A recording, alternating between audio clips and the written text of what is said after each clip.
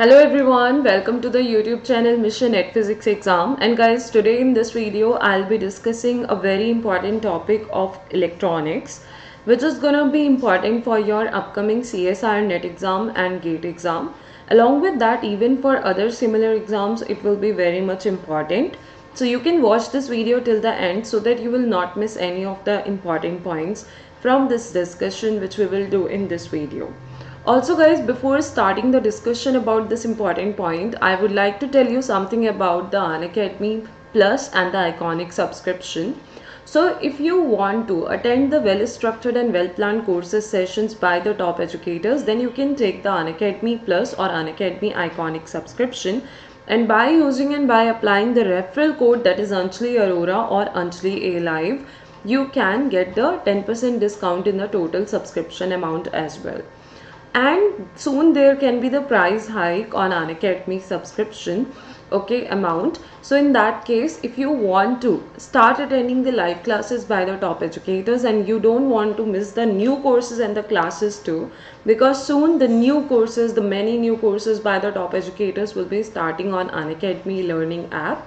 So you can take your subscription and start your preparation under the guidance of top educators. Also guys, here I'm gonna show you a slide regarding the Plus and the Iconic subscription. So you can have a look at this. If you will be taking the Unacademy Plus subscription, you will get these benefits. If you will be taking the Iconic subscription, you will get these benefits. And whenever you will take the subscription, you can use and apply the referral code, that is Anjali Arora or Anjali A Live. One more thing guys, the subscription is available for different duration. For example, 3 months, 6 months, 12 months and 24 months.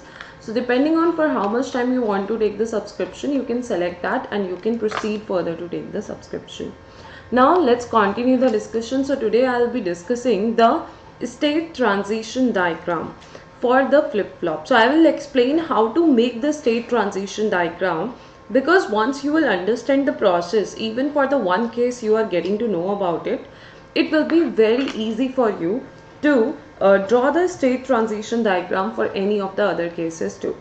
For example, if I'm going to talk about the SR flip-flop. So what is the circuit diagram for the SR flip-flop? Let me just quickly introduce that. For example, you can construct it by using the NAND gate, and the circuit you will have will be something like this. Okay. This is the NAND gate, this is the NAND gate, and then again here you will be having the NAND gate, here you will be having the NAND gate. Okay, you have to just give the output back to the input side, once again the output back to the input side. Okay, and here you will just connect a clock. Once you're gonna connect a clock, other than that you will be providing the input like S and R. So these are the inputs you are going to provide here, and these will be your outputs like Q and Q bar. Clear? This is your SR flip-flop. And guys, now once you have constructed the circuit diagram, if you will consider any particular value of Q here, basically before talking about the flip-flop directly, we talk about the latch. Now what is the latch? This part of the circuit is a latch. So we consider the different values of Q, and on the basis of that we finalize our outputs, okay, depending on what we are getting with that circuit. But after attaching the clock here, connecting the clock here, what will happen? We will be able to get the flip-flop circuit, okay, like the complete circuit which you can see right now, and its truth table which we get will be something I'm gonna tell you now.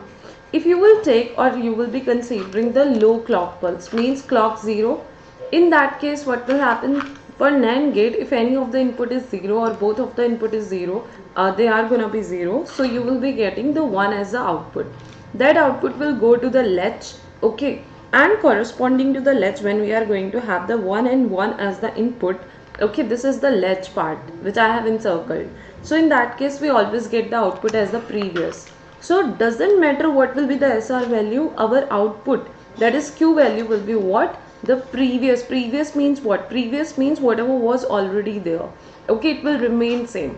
So low clock pulse only gives us that output. One more thing, you can have SR values as 0 0 0 1 1 1 1 0, anything, doesn't matter. In case of low clock pulse you will get this. But now here comes the point for the high clock pulse. So SR values can be different. So to write all the combinations, I can take 0, 0, 1, 1, 0, 1, 0, 1. Now what are the outputs we will get? I'm just going to write that. In this case, you will get previous. Okay, in the first case, that will give you previous.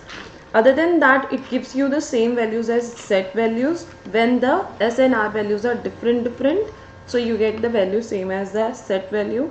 And it is gonna be forbidden. Why forbidden? Forbidden means if Q and Q bar you are getting same, which means if both you are getting 1, 1, that means it's not possible, because the complement of any value and the value itself cannot be equal. Hence not possible. Other than that, guys, what we have to do? We have to now make the state transition diagram. So for that, even I can show you one more thing, that is Qn minus 1. Okay, if it will be 0, the output Q will be 0, that is Qn. If it will be 1, the output will be 1 in the first case. This is the low clock pulse. While the state transition diagram we will consider for what? For the high clock pulse. If it is 0 or if it is 1, you will get 0 and 1. Like whatever was the previous output, it will remain same. It can be 0 or 1 earlier in the next case. So your output will still be remaining 0. It's not going to be 1, okay, in the second case. In the third case, the previous one can be 0 or 1. Previous is already present, okay. The output will be 1 only. And in the next case, it's forbidden. Done. Now let's talk about the state transition diagram. So you will consider the outputs can be the present output, means which are already there in our circuit. That can be 0 or that can be 1. Clear? Now what you are doing, you will change the inputs, means the SR values. For the high clock pulse, we will be doing this discussion. For example, you have made the S value 0, R value 0. Your output which was visible to you was 0. But now you are going to make the changes and you are considering the S0, R0. You know, in this case, your output, whatever was there, it remains same. Means it gives you the previous output itself. So it's going to give you the same value there. Same way here, S0, R0, if you will even make that change, and your circuit was already showing you 1. So it will remain 1.